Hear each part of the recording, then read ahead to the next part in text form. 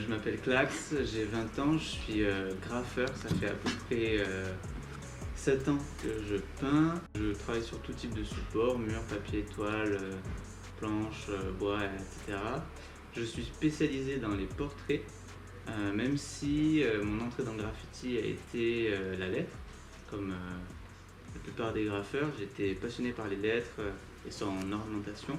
J'ai beaucoup travaillé sur ça et après progressivement j'ai voulu rajouter à mes lettrages des personnages. Donc j'ai commencé par des personnages de bande dessinée, des choses comme ça. Et en fait les personnages ça crée plus d'interaction avec les gens qui passent dans la rue, plus d'échanges.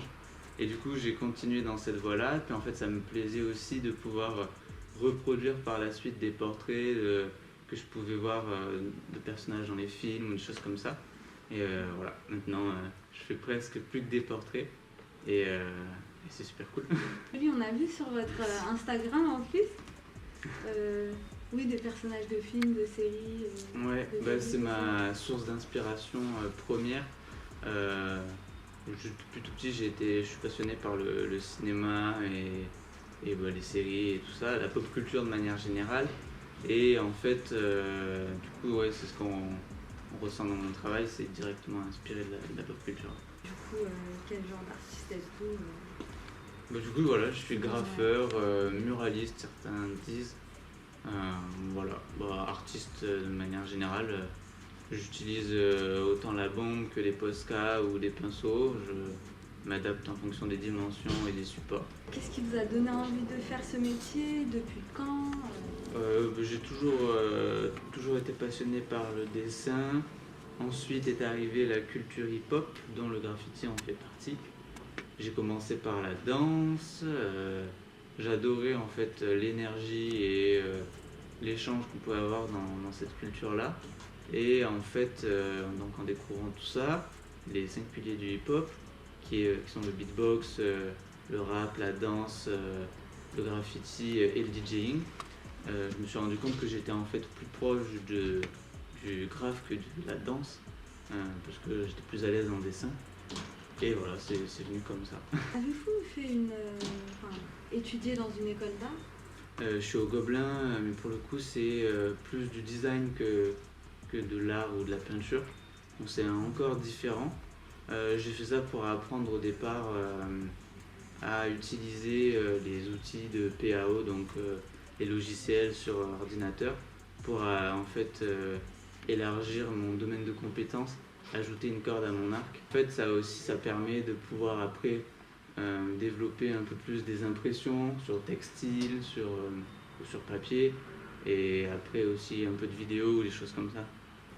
Et vous avez une galerie où vous exposez où vos œuvres? Alors, j'expose actuellement au Lavomatique, qui est une galerie street art dans le 13e arrondissement de Paris.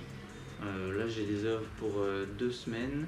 Et sinon, j'ai exposé dans une galerie qui va ouvrir en mars, qui s'appelle l'Atelier Unique, à Saint-Tropez. Pour le coup, Saint-Tropez, je me rapproche plus de ma région natale, parce que je suis né à Nîmes, dans le sud de la France. Et après, je suis monté sur Paris pour les études et pour avoir plus d'opportunités pour le graphe, justement, parce qu'il y a un peu plus de mouvement ici. Bien que Nîmes, malgré la petite ville, sa petite dimension, il y a un réseau et un nombre de graffeurs et d'événements énormes au niveau culture hip-hop pour cette ville. C'est super cool. Est-ce que vous avez voyagé grâce à vos arts? Alors, j'ai eu la chance de peindre en Australie, en Pologne et aux États-Unis. En Pologne, d'ailleurs, il y a un mur d'après les Polonais. Alors, je sais pas si c'est vrai, je n'ai pas vérifié, mais ce serait le plus long mur d'Europe. Et en fait, c'est génial parce qu'il y a des styles complètement différents selon les pays et les cultures. Même les termes peuvent changer. Et c'est super chouette. Là aussi, vous faites des personnages ou vous faites alors en Pologne, j'avais fait un lettrage, j'avais écrit Clax. Est-ce que vous avez participé à des événements J'ai participé au festival Cicada à Uzès. On a fait des décos et on a fait aussi du live painting. Le live painting, c'est en fait une peinture en live pendant le festival. Il y avait un concert et on était 4 graffeurs, 4 artistes. à peindre en live. C'était super cool. Est-il difficile aujourd'hui d'exprimer l'art urbain? Non, pas spécialement. Je pense que maintenant, l'art urbain est largement diffusé et plus accepté qu'à une certaine époque. Maintenant, tout le monde en entend parler, tout le monde connaît au moins un artiste. C'est beaucoup plus ouvert que ce que ça a été. Après, ça reste un milieu. Si on ne connaît pas, ça peut être un peu compliqué d'entrer et de rencontrer directement des artistes, parce qu'il y a aussi, il peut y avoir l'aspect interdit dans le graffiti, transgressif, où là donc les artistes seront plus discrets, ne vont pas forcément communiquer là-dessus, parce que c'est interdit simplement. Quand vous faites des dessins, etc., vous demandez une autorisation Alors il y a des lieux qui sont autorisés, par exemple rue d'Aubervilliers, c'est un mur, un legal wall, c'est autorisé par la mairie, c'est le mur d'une entreprise qui a été confié à la mairie et on a le droit de s'exprimer sur ce mur comme on veut. Si vos œuvres pouvaient parler, que dirait-elle? J'en avais fait une, j'avais fait une petite fille qui était un peu étonnée comme ça avec un téléphone, et comme c'était un peu pendant la période où on était reconfiné, déconfiné, on savait pas trop. Je trouvais que j'avais l'impression que cette petite fille elle disait quand est-ce qu'on va être reconfiné, ou que le président lui disait on reconfine et qu'elle était ah. Ouais, ça dépend, le message il varie, ouais. Quels sont les avantages et les inconvénients de votre métier? Déjà, l'avantage c'est de faire ce qu'on aime. Ça c'est quand même génial. C'est un travail de passion, on fait pas ça parce que voilà, on est tombé là par hasard. C'est vraiment quelque chose qu'on aime, on vit pour ça presque. Donc c'est super cool. Ça permet d'avoir aussi un peu son emploi du temps qu'on peut adapter, quoi. C'est pas forcément des horaires de bureau ou des horaires plus compliqués, c'est pas un travail en 3-8 ou quelque chose comme ça. Donc ça c'est pratique aussi. Et après par contre l'inconvénient c'est qu'on se fixe pas forcément de limite. Donc les week-ends peuvent sauter facilement. Et même du coup même le soir on peut, si on est sur la peinture, comme c'est un truc de passion, ah ben j'ai pas fini, c'est pas grave, il fait encore jour, ou c'est pas grave, on est à l'intérieur, il y a de la lumière, je peux continuer encore et encore. Ça peut être un peu compliqué de s'arrêter. Quel conseil donneriez-vous à un jeune artiste qui souhaite vivre de son art? Persévérer, de toute façon c'est un peu bateau comme conseil, mais c'est quand même la base, il faut continuer, persévérer, s'entraîner, montrer son travail. Dans la rue en plus c'est facile.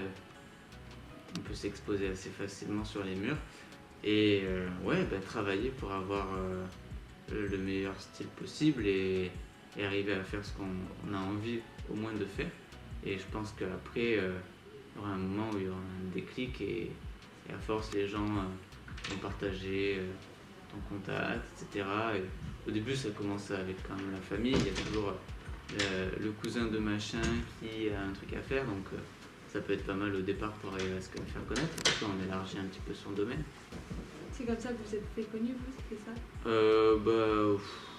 Oui, forcément, j'ai fait un peu des trucs pour la famille ou la tante de la cousine est maire de cette ville ou un truc comme ça. Ou même après, maintenant, il y a les réseaux sociaux aussi, ça c'est... Même, c'est encore peut-être même plus puissant maintenant les réseaux sociaux que l'entourage et la famille, parce que on peut se faire connaître super vite, échanger, on peut vendre sur Instagram maintenant, donc c'est génial. Vous les vendez pas, vos œuvres aussi? Si, certaines. Ouais, les murs évidemment non, c'est pas possible, mais je fais des tirages de mes peintures, de certaines de mes peintures. Je fais aussi sur des tableaux à la demande personnalisés ou des décorations. Donc si ça c'est possible d'être contacté, la plupart me contactent sur les réseaux en premier. Si vous devez décrire votre métier en un seul mot, que serait-il? Je dirais un passionné.